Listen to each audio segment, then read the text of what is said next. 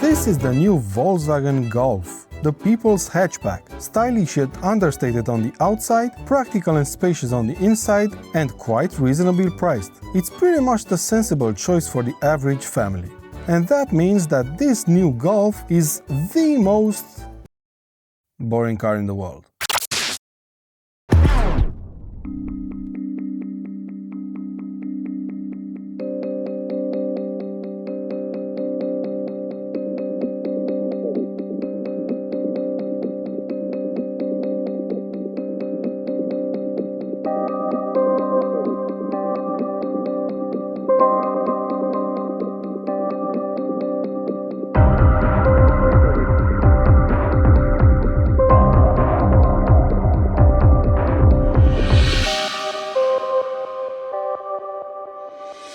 But fear not, this is the Golf GTI. It has 245 horsepower at its disposal. It's got a mechanical limited slip differential at the front and a wonderful 6-speed manual transmission in the middle. Not only is it a more powerful Golf, but this car is basically the one that brought this whole hot hatch deal to the masses with the first ever Golf GTI. It debuted in 1975 at the Frankfurt Motor Show, and it featured subtle design changes like the chin spoiler, the wheels, the upholstery and the red lipstick on the front grille. It was powered by a 1.6 petrol engine, it did the 0 to 100 km/h dash in about 9 seconds, and despite what the figures suggest, it was pretty fast for that time. So this is a pretty special car I'm driving here, and this manual transmission, even though it's not ideal for daily use, makes the driving experience that more special. But the best thing about the Golf GTI is not the way it drives, nor is it its practicality or how comfortable it is. It's the way this car combines everything under one roof, so to speak. So let's see if this new one is still the best all-around hot hatch on the market.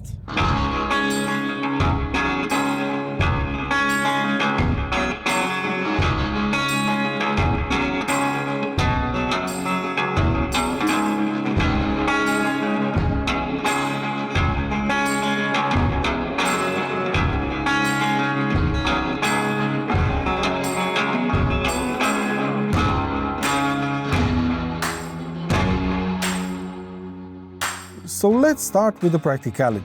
This is the Mark 7.5 Golf GTI, which is sort of a facelift for the Mark 7, and as with any GTI product, you can't really go wrong when buying one. It has 4 doors, a big boot, and it can sit 4 people with ease on the inside. The seats are excellent, they feature the iconic fabric design that every GTI sported so far, and headroom and legroom is plenty.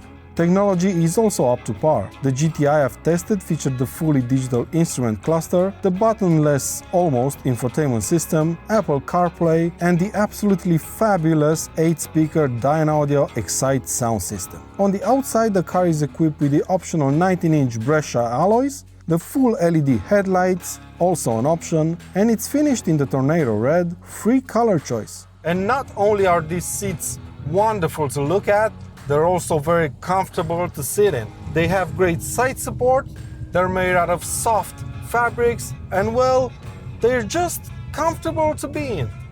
And this interior is just lovely. Everything you see inside here is set up in such a way to make you feel as comfortable as possible. So it's practical, it's comfortable, so I guess it's time to find out how it drives. Well, it's good. It's very good actually, but first, let's get the numbers out of the way. In front, we have a 2-liter 4-cylinder turbocharged petrol engine, 245 horsepower, 370 Newton meters of torque, 0 to 100 kilometers per hour is dealt with in 6.2 seconds. We have a 6-speed manual transmission in the middle and the mechanical limited slip differential at the front. The car I'm driving here has one option that I highly recommend you spec on your GTI: dynamic chassis control. That's VW's version of adaptive dampers, and that allows you to soften the suspension at the touch of a button. You won't notice a huge difference between the comfort and sport settings in everyday use, but on a bumpy B-road, comfort mode makes the ride more compliant, but without introducing too much body roll. But even in sport mode, the suspension glides over bumps, and at first, you might think, hey, this sport mode doesn't really make any difference suspension-wise. But tackle a few corners and you'll most definitely feel the difference. And this is where the GTI's character comes into play again. It's being sporty, but at the same time, it's trying to keep the ride as smooth as possible. But because this car is the performance variant of the GTI, it also has an electronically controlled limited slip differential. The diff can push up to 100% of the torque to one of the front wheels, which drastically reduces understeer by feeding power to the wheel on the outside of the turn, but at the same time it also gives the car more grip, which in turn allows you to go faster around the corner. And you can really feel it working when you're driving fast.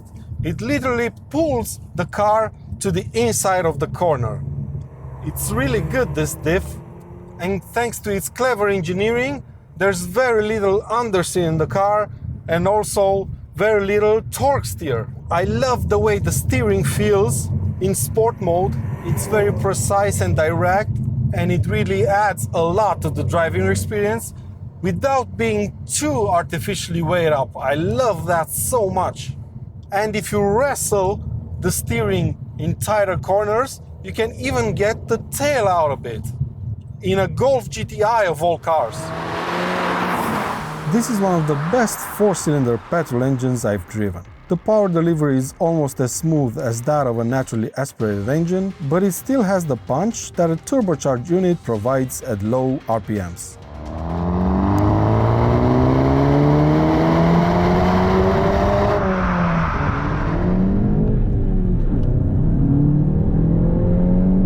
It pulls really well off the line and the acceleration is relentless. It is an absolute pleasure to keep the throttle buried until the engine reaches the red line, as it seems like it never really runs out of puff. I really love this power unit. It's spot on.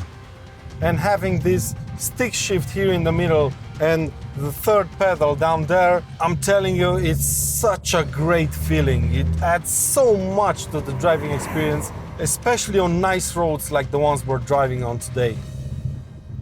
And I don't really care if this is not the best manual transmission out there, as long as I get to choose when to change gear and how to do it.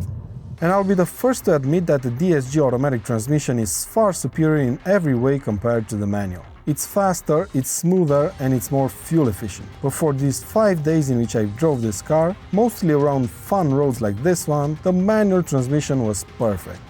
So let's sum up this new Golf GTI by giving you a couple of things that I loved about it and a couple which I didn't really like.